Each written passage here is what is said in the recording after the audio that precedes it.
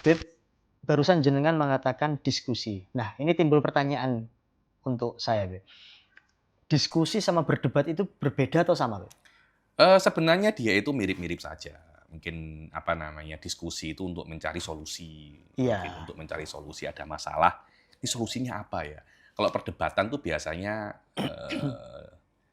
apa namanya? Perdebatan itu biasanya untuk mencari kebenaran. Diskusi biasanya untuk mencari apa namanya? Solusi. Kita ada masalah, ini apa ya solusinya ya? Ayo kita berdiskusi. Mungkin kamu punya solusi, aku punya solusi. Mana solusi yang paling bagus? Tapi nanti pun akhirnya juga akan berdebat. Oh, solusiku yang bagus, solusimu yang tidak Bagus. yang Yang tidak tidak bagus. bagus. Semacam itu. Tapi biasanya perdebatan itu di dalam masalah-masalah yang sudah, oh aku yakin kebenarannya di sini. Oh, gitu. Dan mirip-mirip sebenarnya antara diskusi dan perdebatan. Wallahu a'lam. Habib, ini ada pertanyaan, Habib. Ketika berdebat, apakah boleh kita melakukan sindiran-sindiran atau bahkan ejekan, Beb, untuk supaya memancing emosi lawan? Apakah diperbolehkan? Tidak boleh semacam itu. Dikatakan kalau kita belajar di dalam ilmu mantik itu ada yang namanya ad hominem atau apa itu namanya mukhalatoh khorijiyah. Di dalam perdebatan Anda tidak boleh untuk menyindir, tidak boleh untuk mengejek lawan. Tidak boleh untuk mengejek lawan, terutama hal-hal yang di luar topik perdebatan. Contohnya lawan debat Anda itu gemuk, Anda body shaming. Oh, body shaming. Body shaming. Itu namanya ad hominem. Nggak boleh itu Anda, semacam itu. Itu mughalatah khorijiyah. Anda jika memang ingin menyindir di dalam apa namanya topik perdebatan. Di topiknya ini. Di topik perdebatan. Bahwasanya perkataan Anda lazimnya semacam ini. Lazimnya semacam ini. Seperti saya beri contoh. Ada satu pendapat daripada kelompok Islam, saya lupa dia itu Syiah Imamiyah atau Ibadiyah, mengatakan bahwasanya Allah akan kehabisan kudrohnya. Suatu saat kuasa Allah akan habis. Kemudian ada orang itu nyindir katanya. Lah kalau memang semacam itu, suatu saat nanti orang akan ada satu wali ketika di surga dia sedang mengangkat apa namanya? Dia sedang mengangkat gelas yang berisi minuman enak, di tangan kirinya ada makanan.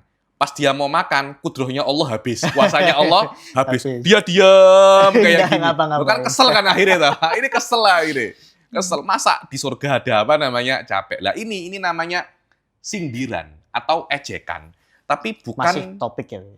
bukan body shaming, bukan sesuatu yang di luar apa namanya konteks maudhu. Lah kalau Anda menyindir di dalam bahwasanya pendapat Anda itu implikasinya 1, 2, 3. Dan ini perkara yang buruk. Masa semacam inilah. Hal-hal semacam itu, sindiran atau ejekan, di dalam pendapat tidak ada masalah. Tapi kalau di luar konteks pendapat, tidak boleh itu. Itu namanya mughalatah khorijiyah. Orang-orang ahli mantik paling benci dengan hal itu. Ini apa ya? Yaitu ad hominem itu, benci. Kenapa? Karena akhirnya membuat orang itu emosi, dan maksud daripada perdebatan yang hakiki yaitu mencari kebenaran tidak tercapai. Karena kenapa? Emosi sudah. Ya. Emosi. Akhirnya nampak orang yang aslinya kalah malah nampak menang. Itu loh jidal yang diancam oleh Rasulullah. Inilah jidal yang disukai oleh Rasulullah. Inilah jidal yang ghairul ahsan ya ini. Baik, Habib. Kalau memang perdebatan itu apa namanya baik dan benar ya, Habib, ya, dibenarkan dalam Islam. Jadi misal perdebatan sudah terjadi, Habib. Nah, kemudian si lawan ini bahkan tidak menerima kebenaran dari perdebatan tersebut. Oke. Apakah diamnya seorang alim atau ulama itu lebih baik daripada berdebat lagi? Loh, begini, kita harus orang alim ini atau kita ketika berdebat dengan orang-orang yang ngengkel, kita pojokkan dia sampai dia itu ngengkel. Setelah ngengkel, tinggalkan. Anda jangan berharap orang yang ngengkel, kalau dalam ngengkel itu dalam bahasa Arabnya itu mukabir. Mukabir adalah orang yang merasa besar, lebih besar daripada kebenaran. Itu yang namanya kesombongan, Ustaz. Sombong. Sombong. Kenapa? Dia merasa ini kebenaran. Aku lebih agung daripada kebenaran, aku tidak wajib untuk mengikuti kebenaran. Itu yang namanya apa? Mukabir. Kalau Anda berjumpa dengan orang semacam ini, dan biasanya Anda itu menemuinya, bukan di awal. Anda menemuinya setelah perdebatan. Ketika dia sampai titik ini, tinggalkan. Minimal apa? Minimal orang-orang sudah mengikuti proses perdebatan Anda. Di situ akan menjadi apa namanya hidayah. Mungkin dia mukabir, tapi orang-orang yang melihat Sekitarnya, itu iya. belum tentu dia itu apa? Mukabir. Mukabir dengan arti yo syekhku kok koyok ngene wali. Sadar ya, sadar. Sadar. Jadi yang namanya hidayah itu bisa melewati banyak perkara. Melewati banyak perkara. Wallahu a'lam. Jadi Habib, kita ini sekarang hidup di zaman digital. Jadi hampir semuanya itu terpulang kepada sosial media. Jadi kita melihat fakta di lapangan, di kolom komentar itu netizen saling berdebat di kolom komentar, Bu. Nah, seperti itu bisa dikatakan debat atau enggak? Enggak, itu namanya ejek-ejekan gitu. Itu kan namanya ejek-ejekan. Netizen maki-maki kabel. Ya, artinya kan keluar kata-kata kotor. Kalau kotor itu ejek-ejekan ya nih. Oh, lihat dipunya saya post itu. Yang ngejek saya mungkin lebih banyak itu daripada yangnya. Saya kadang-kadang itu melihat komenan. Kadang saya balas. Ya kadang enggak saya balas. Kenapa ya komennya kayak begitu kok? Kemudian, Beb, seperti di media sosial itu kan ada komentar-komentar yang sifatnya provokatif itu ya.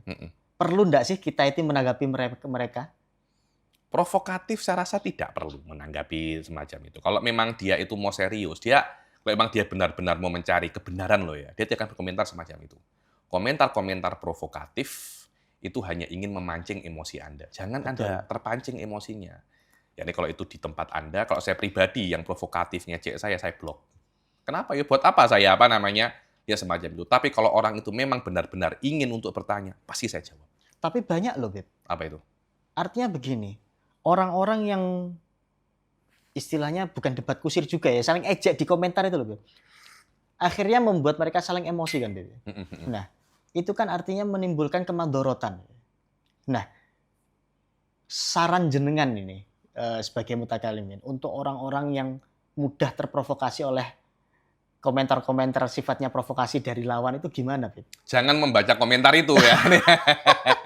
Jangan membaca komentar Beb, itu. Susah. Kalau tidak apa namanya Anda tidak bisa untuk tidak membacanya, membaca hapus. Enggak usah Anda komeni.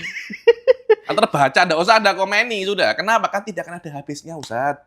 Apalagi jenengan ini orang yang sibuk, sedangkan yang komen Anda itu mungkin dia itu bot, mungkin dia itu buzzer yang 24 jam di depan komputer ya jelas kalah Anda. Karena kan ejek-ejekan itu yang menang yang paling kuat ngecek. Lah kita ini ustadz toh.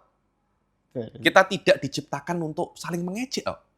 Ya kita tidak diajarkan untuk saling mengejek. Betul. Ya kalah. Ya ini apa ya istilahnya ya?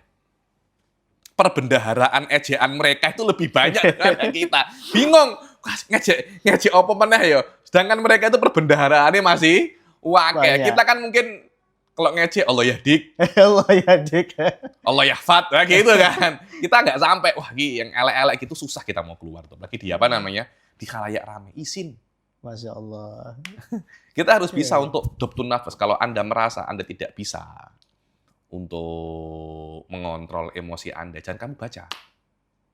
Kalau memang kamu terbaca, usahakan. Sibukkan dengan yang lain-lain. Kalau memang harus komen, doakan. Insya Allah nanti itu akan hilang. Semoga mendapat hidayah. Mendapatkan hidayah. Memang susah ya, Beb ya. Susah ya. Apalagi kita sendiri membaca sendiri seperti itu kan, kadang nafsu kita kan naik, artinya marah gitu, emosi gitu.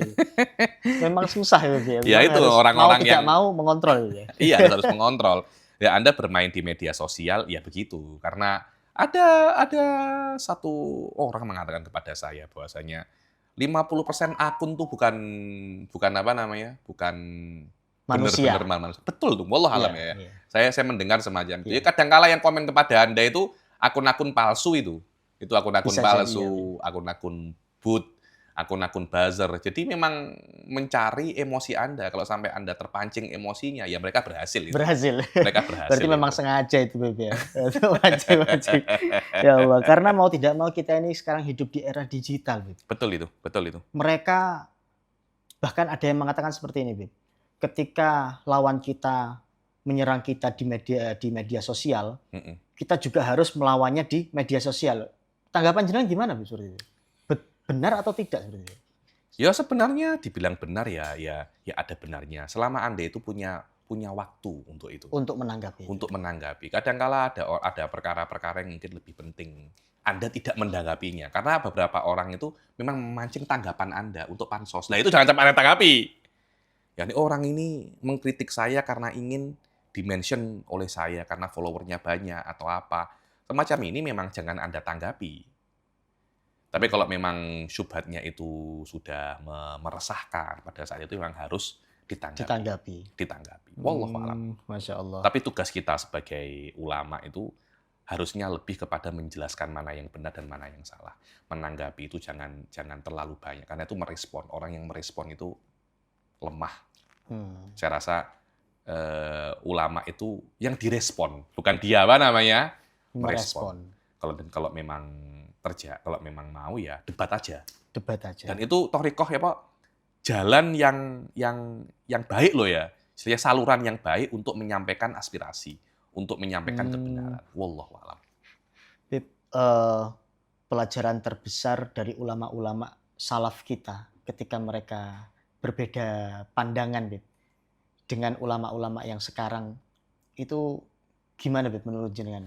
Saya rasa pelajaran yang paling baik loh ya. Ulama-ulama terdahulu ketika berbeda pandangan itu mereka tetap menghormati.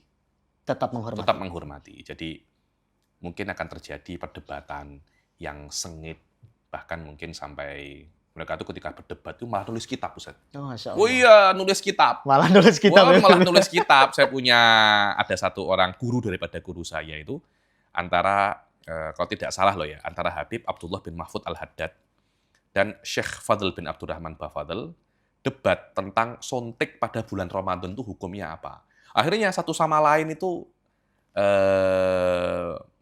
menulis risalah untuk mengcounter lawannya. Akhirnya menjadi kitab, ada namanya Uduhul Butlan fi Huknah Nahari Ramadan au Syai' min Hadzal Qabil, kitabnya itu. Kenapa? Itu adalah gabungan daripada tanya jawab perdebatan tertulis loh ya. Dan saya Said Foda juga pernah murosalat kepada salah seorang yang bermadzhab wahdatil wujud, murosalat. Tentang syekh, murosalatnya saling debat debat melewati tulisan. Karena mungkin dulu kan belum ada email dengan jadi dengan tulis tangan. Ulama semacam itu biasa. Jadi perdebatan malah membuat mereka itu produktif. Jadi perdebatan ketidaksamaan di dalam pendapat tidak membuat mereka itu mencari jalan yang tidak syar'i untuk mengcounter lawannya, tetap jalan ilmi, jalan yang syar'i. Lah sekarang kan banyak loh ketika tidak sama pendapat difitnah. Malah beberapa itu dipolisikan loh. Tidak sama kan malah dipolisikan. Dilaporkan. Loh, enggak boleh itu semacam itu. Yakni hafizahullah guru saya Said Foda itu di salah satu negara itu ada satu orang memecat beberapa dosen Wahabi. Kenapa? Karena dia Wahabi. Masya Allah. Saya Said Foda, enggak boleh dinasihati yang memecat ini. Tidak boleh kamu pecat. Kembalikan dia kepada kepada jabatannya yang kamu harus lakukan, beri saluran untuk berdebat. Loh, kan bagus. Beri saluran untuk berdebat. Biarkan Wahabi ini sebagai dosen, ahli sunnah sebagai dosen, ayo berdebat. Di depannya para murid. Ini seharusnya tugas para aparat, tugas para pejabat untuk memberi saluran kepada kita, para penuntut ilmu, para asatidzah, dengan orang-orang yang tidak sependapat dengan kita dalam masalah fikih kah, dalam masalah akidah kah, bagaimana bahsul masail terjadi dan diampu oleh kiai-kiai sepuh, oleh itu. Begitulah yang seharusnya terjadi di luar Nahdlatul Ulama ya nih. Betul. Bahwasanya ayo kita mempunyai masalah, ayo kita berdiskusi. Berdiskusi. Kemudian pemerintah kalau pihak lawan nggak mau datang, kirim polisi, kirim tentara, ditekoi, Kenapa tidak datang? kenapa datang kok? Kemudian pejabatnya ketika debat hadir untuk ngecek mana yang akhlaknya kurang baik. Ketika sudah mulai, kalau bahasa Malaysia itu merapu, mulai ngelantur, pejabatnya ngomong, lek ngomong sing tenan, ojo ngelantur. Loh, itu yang harusnya dilakukan oleh para pejabat. Hakada Imam Muzani mengatakan dalam kitabnya Mukhtasar Muzani tentang bagaimana tugas pemerintah di dalam perdebatan. Bahwasanya pemerintah harus melestarikan perdebatan ini. Kenapa? Karena inilah yang akan membuat IQ umat Islam itu semakin tinggi, bukan wis yo kula Sendika dawuh. nunut jenenge ora iso kak nunut ya angel. Perdebatan. Gini, kenapa Anda mengatakan semacam itu? Wah, kalau bisa semacam itu, kebangkitan Islam dekat. Dekat. Dan ini yang diajarkan oleh ilmu kalam, ilmu tauhid dan ulama-ulama ahli mantik secara umum dan ahli kalam secara umum, dan Islam secara umum. Berarti pemerintah memberikan fasilitas untuk berdebat. Iya, memberikan fasilitas. Dan istilahnya event ini harus dibackingi oleh pemerintah. Harus terjadi. Jadi kedua belah pihak, saya dan Anda mau berdebat masalah ru'yatullah seperti yang dulu saya terjadi di Malaysia dulu itu. Jika mungkin terjadi di Indonesia, harus istilahnya pemerintah dengan levelnya loh ya, mungkin level pusat, level daerah. Itu yang menjadi promotor ini. Kamu harus datang. Tak kasih akomodasi. Hotel, kalau cuma hotel akomodasi bagi pemerintah kan kecil itu. Makan semua makan semua tak tanggung semuanya. Ayo kamu debat. Dan nanti dia datang untuk melihat bagaimana jalannya perdebatan. Dan nanti jika ini berhasil, yang lain-lainnya juga akan ikut. Betul. Pada saat itu, Masya Allah, perdebatan ini menjadi perkara yang biasa. Perbedaan pendapat ini menjadi perkara yang biasa. Pada saat itu, yakinlah para pemirsa, bahwasanya khilaf akan semakin mengerucut. Karena sudah tahu, ini pendapatnya ini, khilaf akan mengerucut. Tapi ketika perdebatan tidak menjadi adat, ketahuilah, pasti nanti akan ada saluran yang lain, tukaran, tawuran, demo, dan itu tidak. Maksudnya tukaran dan tawuran, demo yang anarkis loh ya, bukan demo yang damai loh ya. Yang anarkis itu menjadikan perkara-perkara yang menjadikan hal-hal yang tidak baik. Wallahu a'lam. Insyaallah. Habib, ini mungkin terakhir pesan Habib untuk penonton YouTube tentang perdebatan yang akhir-akhir ini terjadi. Menurut Habib, yang dilakukan itu apakah sudah benar atau masih ada yang perlu diperbaiki seperti itu? Saya rasa masih banyak yang perlu diperbaiki. Akan tetapi secara umum ada mulainya banyaknya perdebatan ini adalah mubasyirat, ini adalah kabar-kabar gembira ya. Kabar-kabar gembira, maknanya perdebatan ini semakin banyak. Ya kurang 1 atau 2 itu normal. Normal. Nggak bisa. MBG aja ada 1 atau 2 yang kurang kok. Nggak ada masalah itu. 1 atau 2 yang kurang itu normal sekali, Ustaz. Kita ini bukan nabi yang harus ketika melakukan harus langsung sempurna, itu nggak ada itu. Akan tetapi kita harus tetap, maksudnya perdebatan ini tetap dijaga dengan baik, dirawat.